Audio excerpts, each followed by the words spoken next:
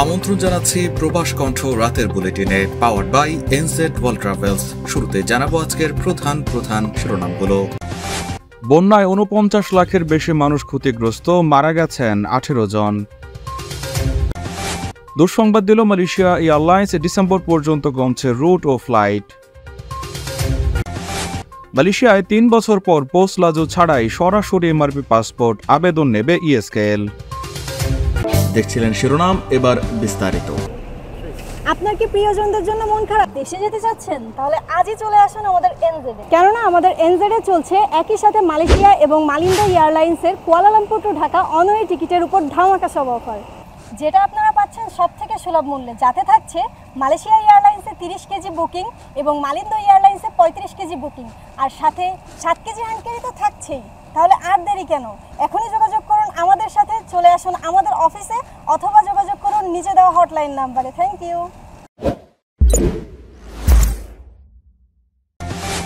ভারতের উজান থেকে নেমে আসা পাহাড়ি ঢল ও অতিবৃষ্টিতে দেশের দক্ষিণ পূর্বাঞ্চলের জেলাগুলোতে ভয়াবহ বন্যা দেখা দিয়েছে। এতে এখনও পর্যন্ত 11 জেলায় 49,38,159 জন মানুষ ক্ষতিগ্রস্ত হয়েছেন। এছাড়া বন্যায় এখনও পর্যন্ত মারা গেছেন 18 জন। শনিবার সচিবালয়ে এক সংবাদ সম্মেলনে দুর্যোগ ব্যবস্থাপনা ও ত্রাণ মন্ত্রণালয়ের সচিব মোহাম্মদ কামরুল হাসান এসব তথ্য জানিয়েছেন।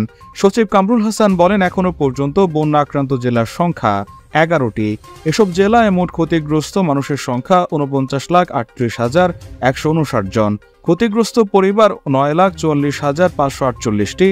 এই পর্যন্ত 3,527টি আশ্রয় কেন্দ্র খোলা হয়েছে। এসব আশ্রয় কেন্দ্রে 2,84,888 জন আশ্রয় নিয়েছেন। সচিব বলেন, এখনও পর্যন্ত বন্যায় মোট 18 জন মারা গেছেন। এর মধ্যে কুমিল্লায় 4 জন, ফেনীতে 1 জন, চট্টগ্রামে 5 জন, নোয়াখালীতে 3 জন, ব্রাহ্মণবাড়িয়ায় 1 জন, লক্ষ্মীপুরে 1 জন এবং কক্সবাজারে 3 জনের মৃত্যুর খবর মিলেছে। বন্যা দুর্গত 11 জেলায় মোট 3,52,00,000 টাকা বরাদ্দ দেওয়া হয়েছে বলেও জানান তিনি বলেন, ত্রাণের চাল বরাদ্দ দেওয়া হয়েছে 20,150 টন। এছাড়া শুকনো অন্যান্য খাবারের প্যাকেট বরাদ্দ দেওয়া হয়েছে 15,000 পিস। শিশু খাদ্য কেনার জন্য দেওয়া হয়েছে 35 লাখ টাকা এবং গোখাদ্য কেনার জন্য 35 লাখ নগদ টাকা বরাদ্দ দেওয়া হয়েছে। মালয়েশিয়া এভিয়েশন গ্রুপ বা এমএজি এখন থেকে চলতি বছরের ডিসেম্বর পর্যন্ত তাদের ফ্লাইট এবং রুট কমানোর পরিকল্পনা করছে।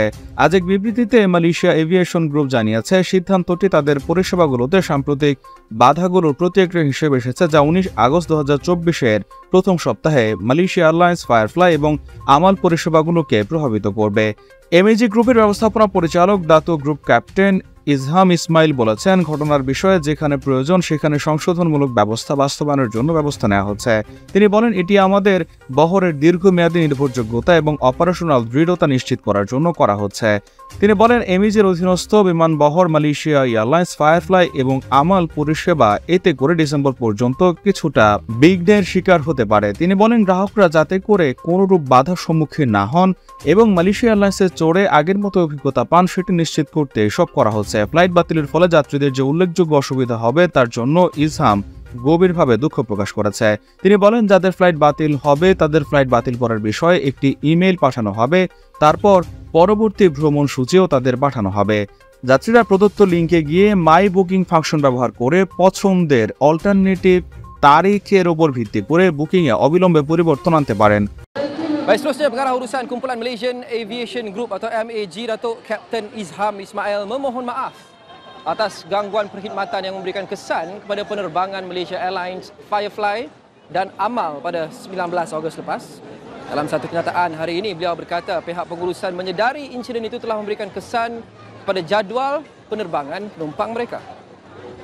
আরেক পৃথক বিবৃতিতে মালয়েশিয়া এয়ারলাইন্স এবং ফায়ারফ্লাই পরিষেবাগুলো ছাড়াও ফ্লাইট বিলম্ব এবং বাতিলকরণের একাধিক কারণের কারণে 16 আগস্ট 2024-এ ঘটে যাওয়া ফ্লাইট ব্যাঘাতের কথা জানিয়েছে।